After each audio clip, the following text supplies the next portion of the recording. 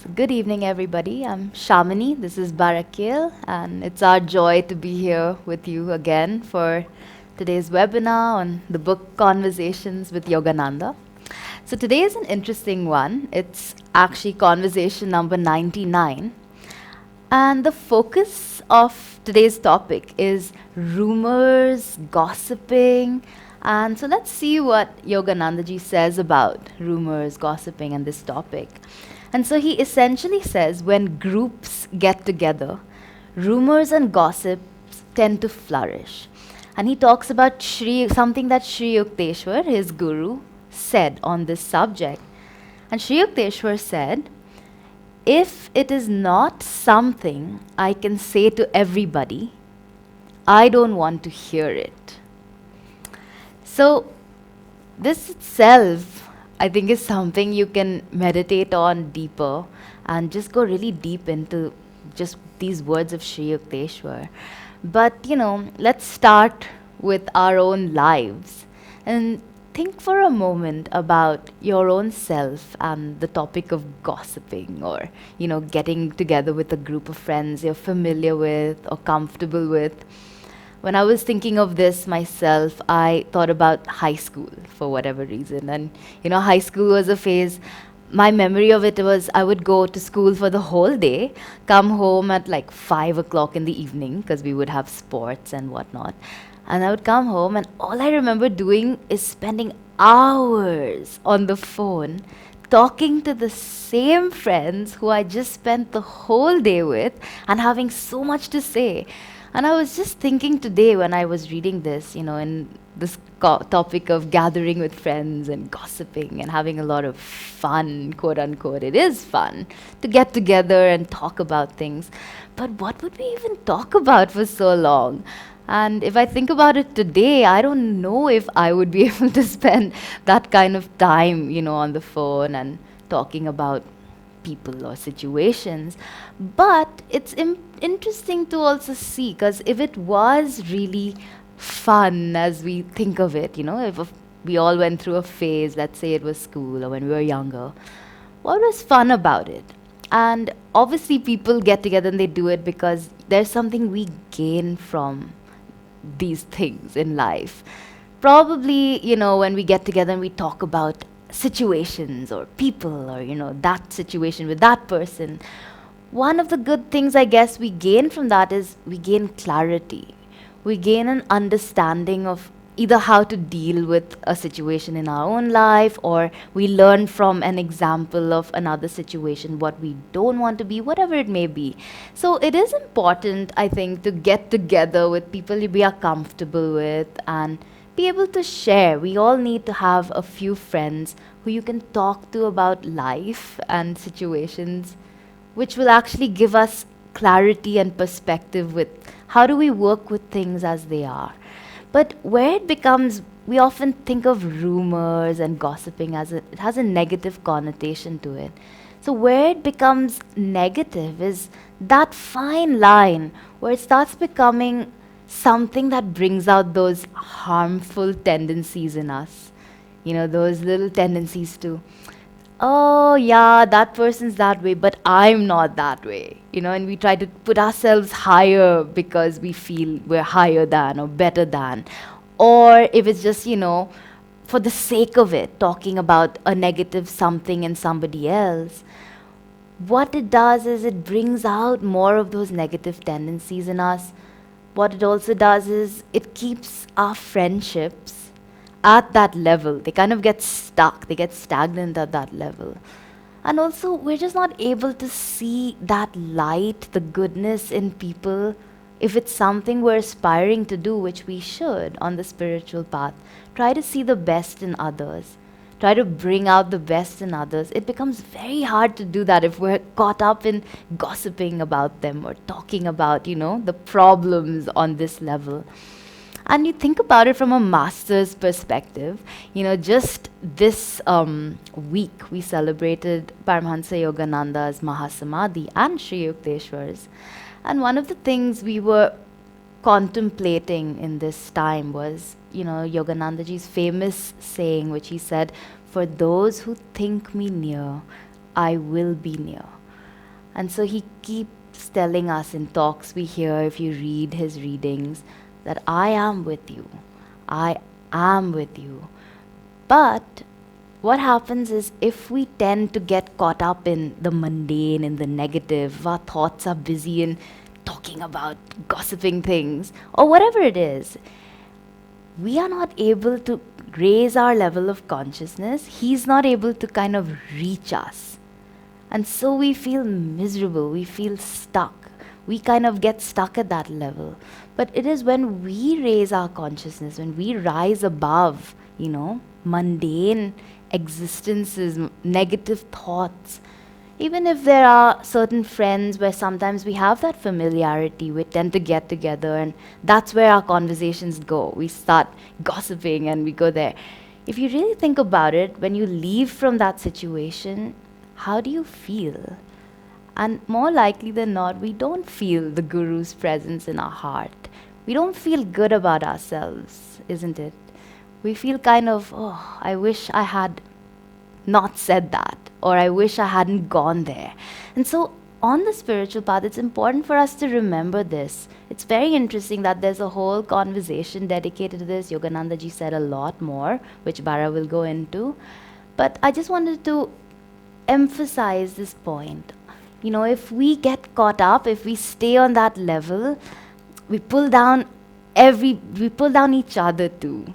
And so it's kind of our responsibility, what is, as Guru Bhais, let's say if we're on this path, as Guru Bhai, somebody was sharing with me a few months ago, what is a Guru Bhai? It's when I'm down and I call somebody who's a Guru Bhai, they're going to tell me something to lift me up. They're going to give me advice to pull me up. When I call my friends who are not on this path, they often or not call me out into a situation, or they say something that kind of pulls me down, pulls me back into that habit pattern, and I get stuck there again.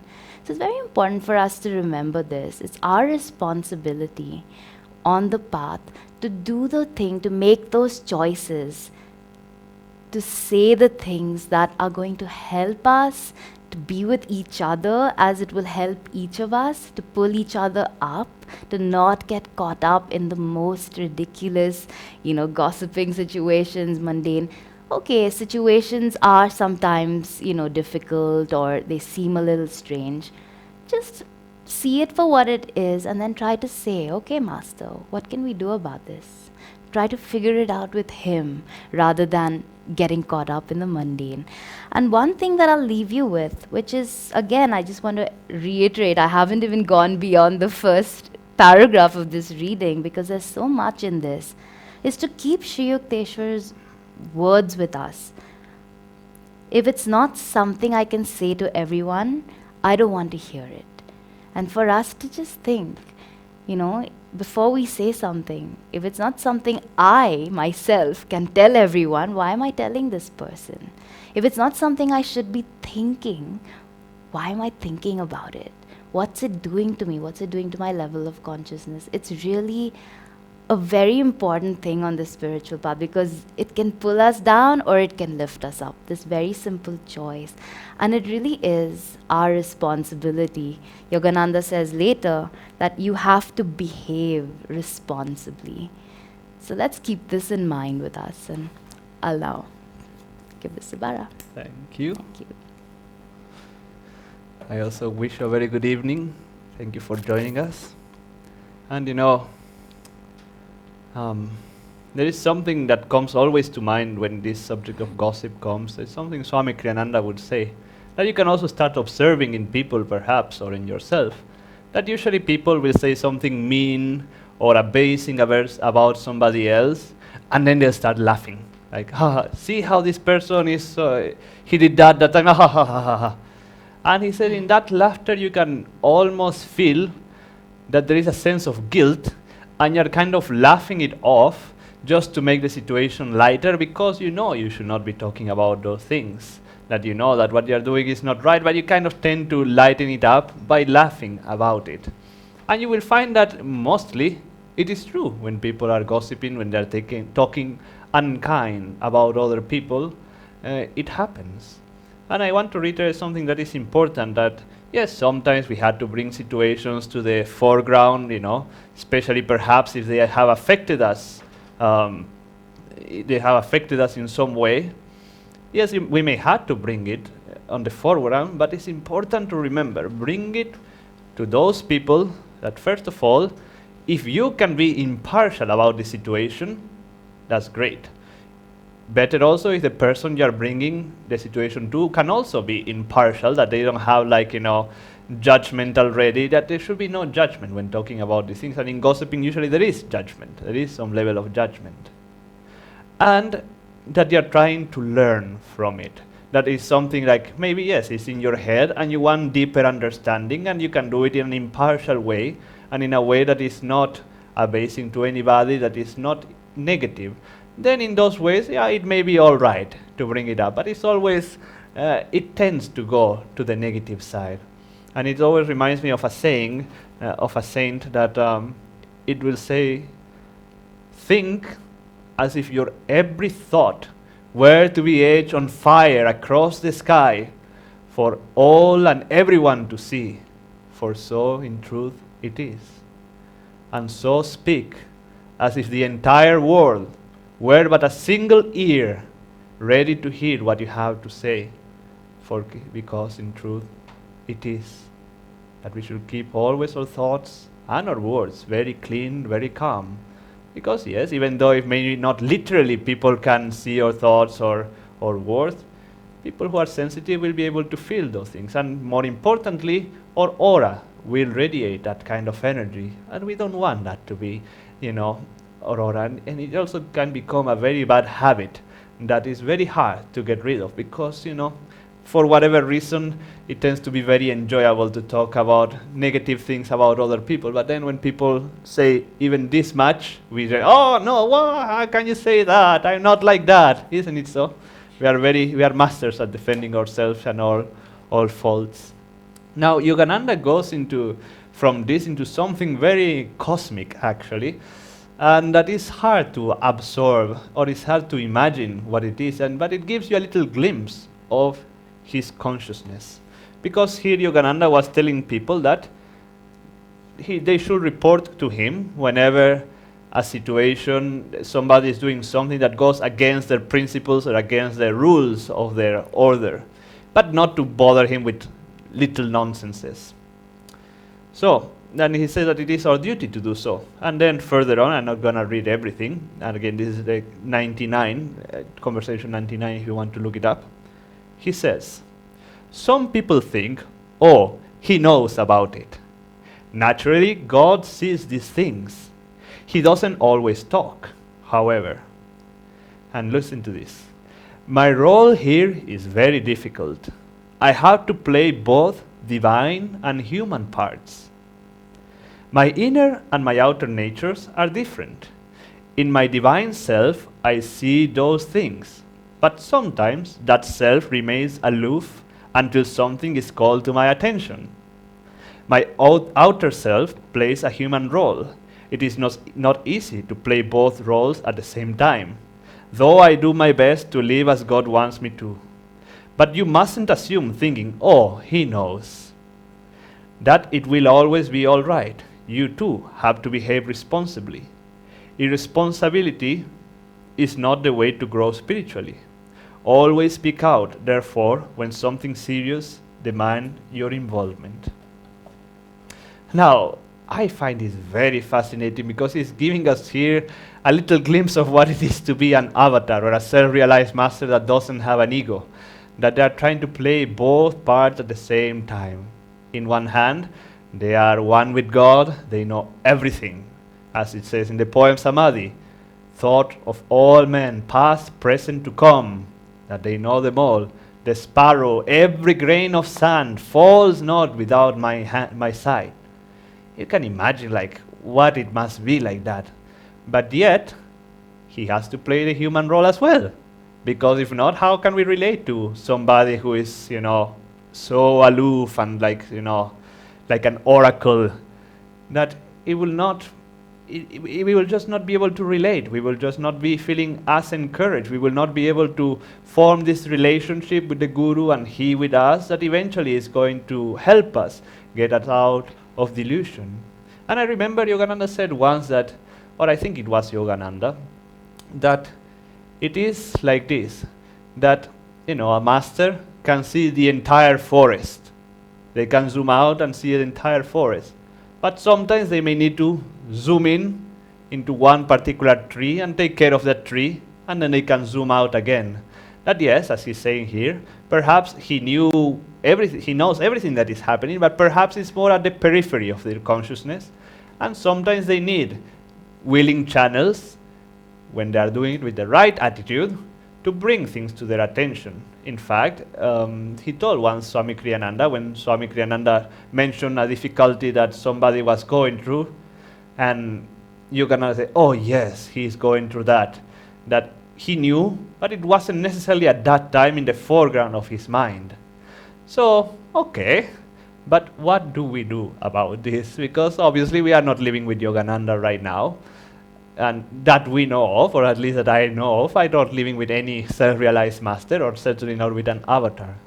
So this brings you the question, and not the question, but more the thought that many people, maybe you are one of those, I don't know, have this question. Why should I pray for anything when God knows everything? Why should I bother giving Him, talking to Him, if He already knows my thoughts, my feelings, everything? Well, I think in this way, Yogananda answers that question. Obviously, if there is something wrong going on, for example, the situation in the world right now, or perhaps a certain situation in our lives, you can say, well, I don't mind pray. I'm not going to pray for anybody or anything because God knows already and He'll take care of it. Well, Yogananda did also say that God's will sometimes cannot manifest itself in this world because of the lack of willing channels. And I have a suspicion that our prayers, us sending energy, not only our energy, but asking God through us to flow and send energy, is a way of bringing God's consciousness, a master's consciousness, back to a particular tree that needs special care. And He needs us to do that. I mean, He needs us to do that. Obviously, He doesn't need anything. But in order for His will to happen, He also needs us to be their channels, with prayers, with thoughts, with feelings. Obviously, we have to uplift our feelings and talk to the Master even now that He is not alive, because those things in the end matter. He wants that focus, and that way we can attract His grace. But then the other thought that arises is the same thing, actually, that how it is important that we bring God, we bring Master into all our daily activities. Because yes, in a broad way, you can say, yes, we try to do everything with a certain amount of happiness, with joy, of good energy, positivity. But even more than that is required. That yes, that should be our natural state. But before doing anything, pray to Master, pray to God to be with you in this particular situation, in this particular meeting, as you do this work. Take breaks regularly to bring His consciousness, to bring His presence in your life, and to ask Him to flow through you. Because even though He knows all of our thoughts, all of our feelings, everything He knows, and He will always know, but He wants us to bring Him even more through our concentration, through our energy, through our devotion. So that is something that you can take out of this reading, that yes, it goes from the very simple, you can say, about gossiping and how we interact with others, all the way to how He Himself behaves in this world. And it is important that we do our best to keep these things in mind, always talk kind things, even if you have to, and sometimes you will have to bring certain things to your superiors in whatever it may be. Perhaps to your parents if you are at that age, or to your boss, or to your spiritual authority, that whoever you consider spiritually more advanced. Whenever you do those things, bring God's focus in yourself, detach yourself from the situation, and try to bring it with that impartial outlook, that you are trying to help the situation, and in that way it will all flow much more sweetly, you can say. So that it is for tonight. We are very happy that you join us, and have a great evening. We will see you again, we or somebody else, in 2 weeks for more conversations with Yogananda. Good night. Night.